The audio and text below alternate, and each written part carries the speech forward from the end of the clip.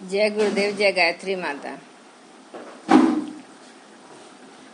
मैं आपको गुरुदेव जी की पुस्तक प्रज्ञा पुराण भाग 1 सुनाने जा रही हूँ। उसे सुनाने से पहले मैं आपको पंडित श्री राम शर्मा आचार्य जी के बारे में थोड़ा सा बताना चाहती हूँ।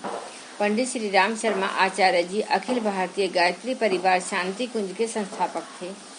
इन्होंने अपना सारा जीवन समाज की भलाई और सांस्कृतिक व चारित्रिक उत्थान में लगा दिया था तथा आधुनिक प्राचीन विज्ञान एवं धर्म का समन्वय करके आध्यात्मिक चेतना को जगाने का प्रयत्न किया था। पंडित श्री राम शर्मा आचार्य जी को ही गुरुदेव जी के नाम से जाना जाता है। गुरुदेव जी अपनी पुस्तक में लिखते हैं कि भारतीय इतिहास पुराणों में ऐसे अगणित उपाख्यान हैं जिनसे मनुष्य के सम्मुख आने वाली अगणित समस्याओं का समाधान विद्यमान है। उन्हीं में से सामयिक परिस्थिति एवं आवश्यकता को ध्यान में रखते हुए कुछ का ऐसा चयन किया गया है जो युग और समस्याओं के समाधान में आज की स्थिति के अनुरूप योग दे सकें। सर्वाधिक है कि दार्शनिक और विवेचनात्मक प्रवचन प्रतिपादन उन्हीं के गले उतरते हैं जिनकी सुविकसित मनोभूमि है, परंतु कथानकों की यह विशेषता है कि बाल वृद्ध नर नारी शिक्षित अशिक्षित सभी की समझ में आते हैं और उनके आधार पर किसी निष्कर्ष तक पहुंच सकना संभव होता है। लोक रंजन के साथ लोक मंगल का यह सर्वसुलभ लाभ है। कथा साहित्य की लोकप्रियता के संबंध में कुछ कहना व्यर्थ होगा। प्राचीन काल में 18 पुराण लिखे गए, उनसे भी काम न चला तो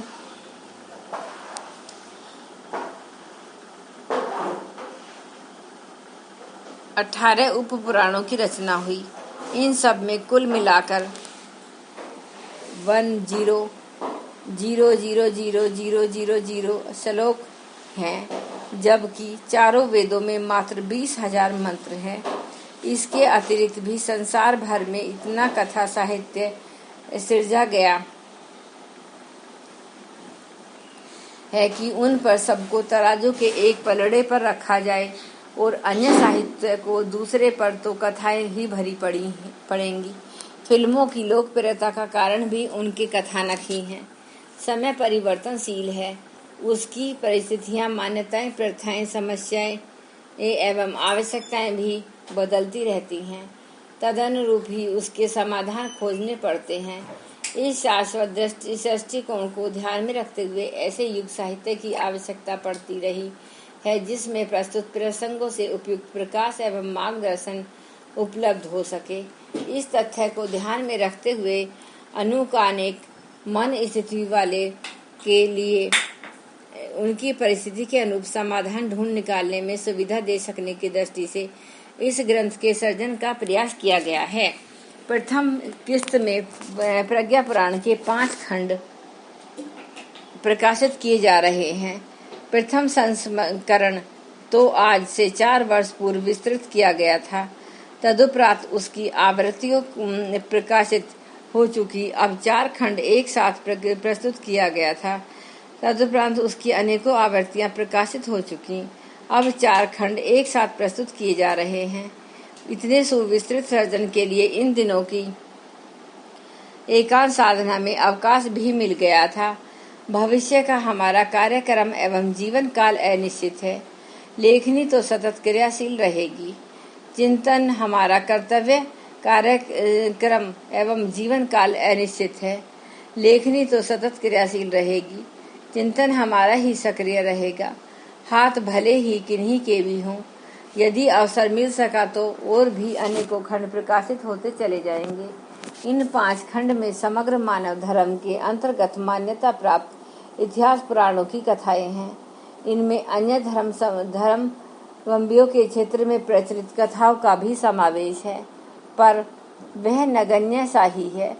बन पड़ा तो अगले दिनों अन्य धर्मों में प्रचलित कथानकों के भी संकलन इसी दृष्टि से चयन किए जाएंगे, जैसे कि इस पहली 5 खंडों की प्रथम किस्त में किया गया है।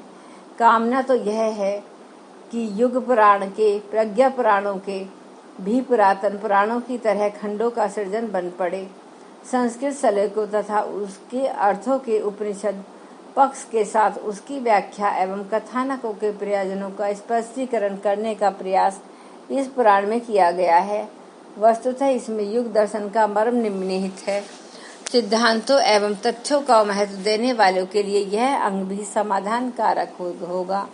जो संस्कृत नहीं जानते उनके लिए अर्थ व इसकी व्याख्या पढ़ लेने से भी काम चल सकता है। इन श्लोकों की रचना नवीन है, पर जिन तथ्यों का समावेश किया गया है वे शाश्वत हैं। प्रस्तुत ग्रंथ का पठन निजी स्वाध्याय के रूप में भी किया जा सकता है और सामूहिक सत्संग के रूप में भी। रात्रि के समय पारिवारिक लोक शिक्षण की दृष्टि से भी इसका प्रयोग हो सकता है। बच्चे कथाएं सुनने को उत्सुक रहते हैं। बड़ों को धर्म परंपराएं समझने की इच्छा रहती है। इनकी पूर्ति भी घर में इस आधार पर कथा क्रम एवं समय निर्धारित करके की जा सकती है। कथा आयोजनों का एक सामूहिक धर्मानुष्ठान के रूप में भी संपन्न किए जाने की परंपरा है। उस आधार पर भी इस कथा वचन का प्रयोग हो सकता है। आरंभ का एक दिन देव पूजन, व्रत धारणा, महात्म्य आदि के मंगलाचरण में लगाया जा सकता है। 5 दिन 5 खंडों का सार संक्षेप प्रातः और सायंकाल की 2 बैठकों में सुनाया जा सकता है। अंतिम दिन पूर्णाहुति का समारोह हो। बन पड़े तो अमृतासन, उबले धान्य, खीर, खिचड़ी आदि की व्यवस्था की जा सकती है और विसर्जन शोभा यात्रा मिशन के बैनरों समेत निकाली जा सकती है।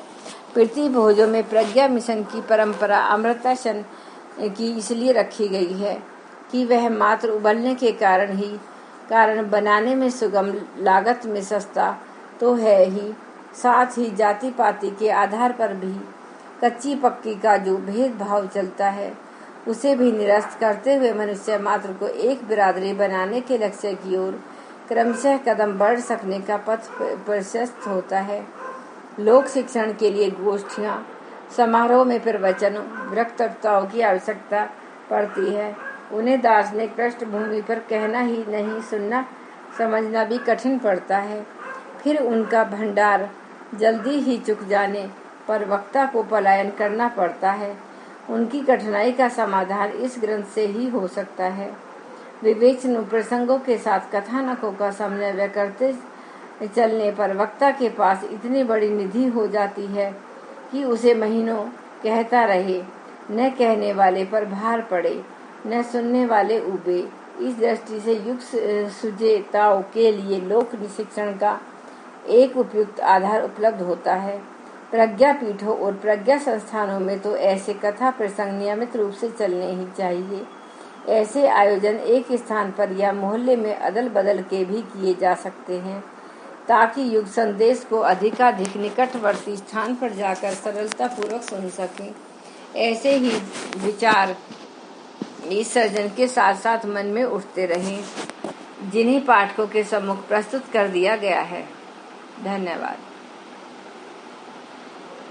यह प्रज्ञा पुराण भाग 1 है जो गुरुदेव जी ने लिखा है। गुरुदेव जी का नाम पंडित श्री राम शर्मा आचार्य जी है। आप सभी लोगों से मेरा अनुरोध है कि आप इस प्रज्ञा पुराण को लगातार सुनते रहिए। यह प्रज्ञा पुराण का सिर्फ अभी आपको एक ही भाग सुनाया गया है। अब हमारे साथ गायत्री मंत्र। ओम भूर्भुवः स्वः तत्सवितुर्वरेण्यं भर्गो देवस्य धीमहि धियो यो न प्रचोदयात्। जय गुरुदेव, जय माता।